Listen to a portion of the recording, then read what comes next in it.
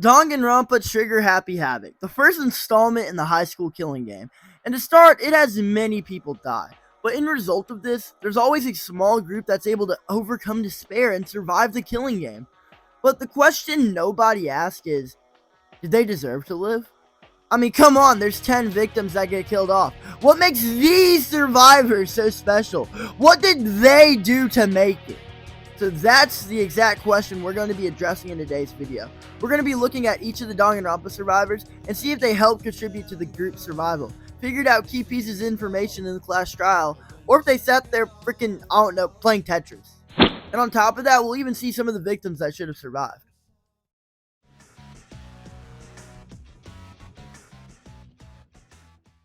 First up, we have Yasuhiro Hagakure. Now, I'm not going to beat around the bush with this one. This fucker should have died. His job was comedic relief, and I mean, he did a good job at it. Really funny guy, but also a really freaking useless guy. The killer could literally come in holding a bloody knife, and he'd be the type to go, I don't know, guys. I think it's Makoto. I mean, everyone there knew he was fucking stupid. In Chapter 3, when Celeste tries to frame him for murder, people literally say, oh, he's too stupid to pull this off. And honestly, I agree. Case closed. Yasuhiro should have died.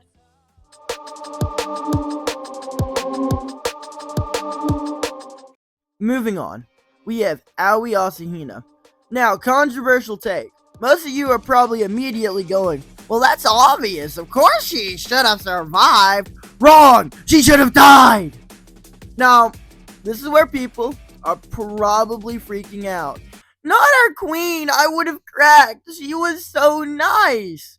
No, she wasn't. You all forget in Chapter 4, where she tries to disguise Sakura's sacrifice and make it look like she was the killer, so that everybody would vote the wrong Blacken and all get executed?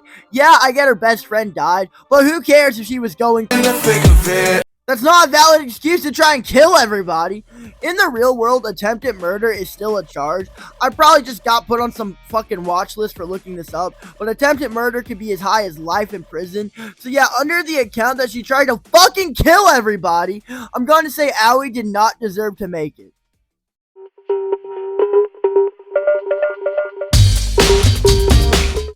Alright, next up we have our main man, Makoto Naegi. And we finally have someone useful. One of the main people actually solving the murder cases, and on top of that, when everyone was given into despair, he got them to believe in hope. And honestly, without him, who knows where they would be at? They probably would just live in the school forever. You know that bad ending where everybody has fucking kids with Aoi? Well, that would just be the canon ending if not for Makoto. If they even made it that far to begin with. So, good job, Makoto. You're our first Blue Ice Wave approved survivor. Next. If truly free, be stopped never through all that's happening. Byakuya Togami, I'm not gonna lie, this one's kinda iffy. To start off, the good.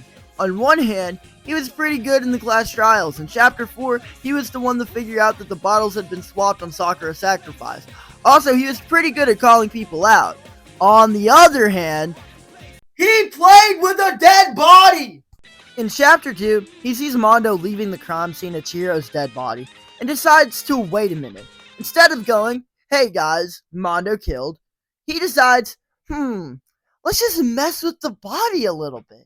Let's put a little bow on it. You know, the game where people die, it's not quite interesting enough for me, the great Togami. He also is just an asshole in general, but in all defense of Chapter 2, it brought Genetic Jill out of Toko, and everybody was like, oh, she's also a psychopath that murders people. So, you know, you did tamper with evidence because you were bored, but you were also pretty helpful. So Togami, congrats, you're a approved survivor. I think. Probably, I don't know. Let's just go to the next one.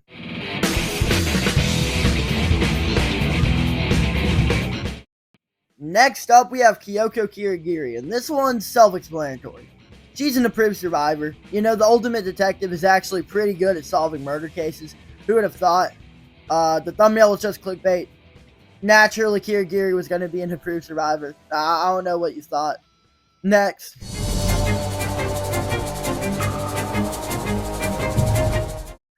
Finally, we have Toko and her alter ego Genocide Jack. Now, I'm going to split this into two categories.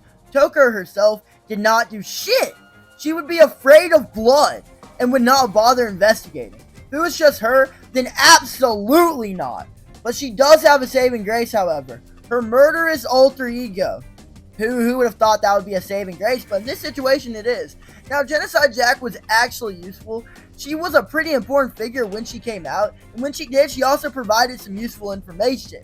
Now, if we're combining both of them, I'm going to rule this as a not approved survivor. I mean, if it was just Genocide Jack, then yeah. But when you combine them with a fucking useless simper, I mean, I don't know what you want. Yeah, no, I'm sorry, but nah.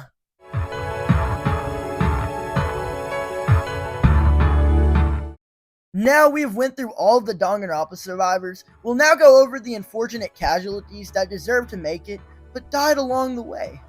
For me, we have 3 to look at. First up, Chihiro Fujisaki. Now alive, Chihiro did not do much, but in death, they left behind their alter ego, Advanced Intelligence, which saved Makoto's life, and also had fucking Ifumi fall in love with it. That's not really important. I just kind of wanted to point it out. But in any case, good job, Chihiro. You become an honorary survivor. Next up, we have Sakura, who had a really unfortunate circumstance. She was the traitor in the killing game, and Monokuma told her, you need to kill someone, so she sacrificed herself. So, fallen soldier, good job. You get to be an honorary survivor. Last up, she's definitely not an honorary survivor. She murdered 2 people. But I wanted to shout her out because she was pretty useful in the class trials. So shout out to pre-murder Celeste, alright? Alright. She was also pretty cute. And with that, we have went through the survivors that should have died, in my opinion. If you disagree with anything, feel free to prove me wrong in the comments. After all, this is a subjective subject. It's just, I'm on the right end of it. Also, if you liked the video, subscribe. Yeah.